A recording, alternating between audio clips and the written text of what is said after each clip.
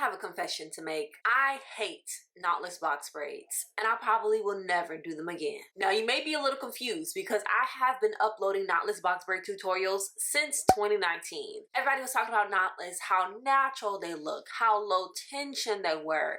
And of course, you know, me being a hair girl trying to follow the trends, I was like, let me try some knotless. And I should have left them knotless right where they was at. So in this video, we're going to talk about why I will be returning to traditional box braids instead of knotless, and all the reasons I feel like knotless box braids ruined my hair. But if you're new here, hey y'all, my name is Jayla, aka JaiChanellie on the internet. If you're liking this video, make sure you hit that subscribe button. First and foremost, knotless box braids do not last. Everybody know that knotless box braids start looking expired 15 minutes after you step out of the chair. Knotless box braids have an expiration of about 3 business days before they start looking raggedy. It is definitely a style that does not last as good as traditional box braids because that knot is really helping to secure the braiding hair inside of your head, whereas the knotless, if you don't got a gorilla grip on them roots, your braids will start to look so old so quickly, and then don't let you be DIYing, okay?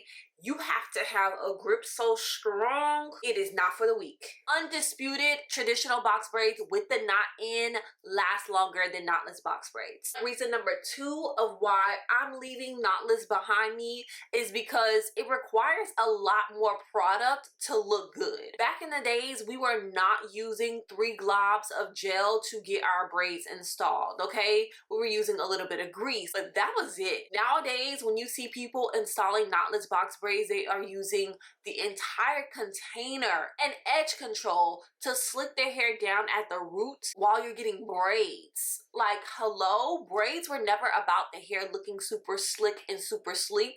Braids were about the hair being fully protected and braided up so you can go on about your day. That is a very new age thing that I really think became popularized with knotless braids. That's how we have to get back to our roots. And as y'all know, the excessive use of gel and edge control can really lead to hair breakage. It can dry the hair out, especially if you're using hair products that have high amounts of alcohol. Alcohol is very drying to the hair, the skin. It is literally a dehydrator. So it's taking moisture out of your hair. You're literally just contributing to more dryness, more breakage, and more hair loss. I think this is reason number 3 or reason number 4, I don't know. Another reason I want to leave knotless in the dust is knotless braids look scalpy. Knotless braids look very boneless, and I like my chicken and my braids bone in. If you've ever installed knotless box braids before, you know the key to doing knotless is making sure that the thickness of the braiding hair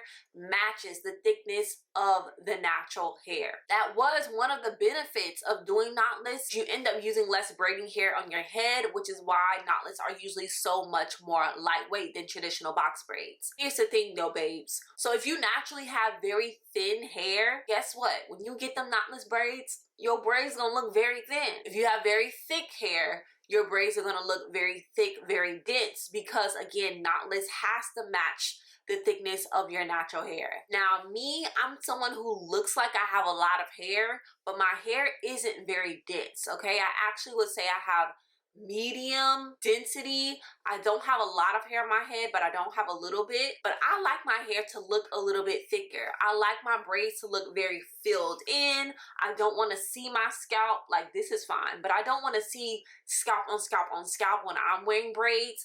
But I feel like with knotless, I was getting very scalpiana, and that was because my hair isn't naturally super thick. Now, if you were blessed with thick hair, this don't matter for you. You don't understand what I'm talking about because you don't deal with that, right? But the girlies with thin hair, with medium density hair, y'all get what I'm saying. Sometimes you want your hair to look nice and full, but with knotless, you just can't get that. Whereas when you're doing traditional box braids, because you don't have to match the thickness of the hair, your parts can be a bit smaller than the amount of hair that you're using, and you still get a very thick, full look, even if it's a bit thicker than what your natural hair is. And I want to give thick. I can't give thick in the body, but I want to give thick in the hair, okay?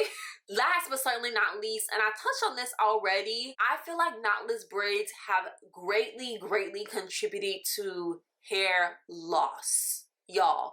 And I'm speaking personally from me, but I also feel like a lot of other people feel this way, y'all. It wasn't until I started doing knotless box braids consistently that I realized that my hair, specifically on the sides of my head, started to break off bad.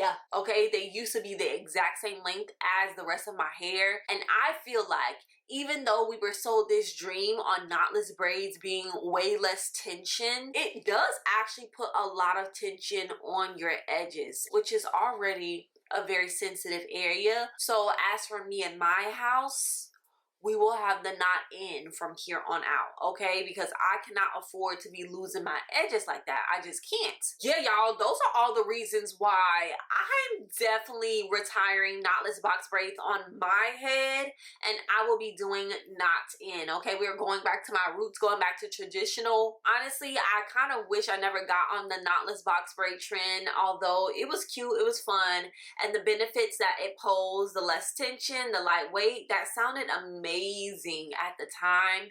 But just looking at how much damage my hair has gone through over the years that I can attribute to knotless braids, it wasn't worth it, y'all. Let me know how y'all feel about knotless box braids. Have y'all noticed any of the things that I mentioned in this video? Have you noticed it for yourself?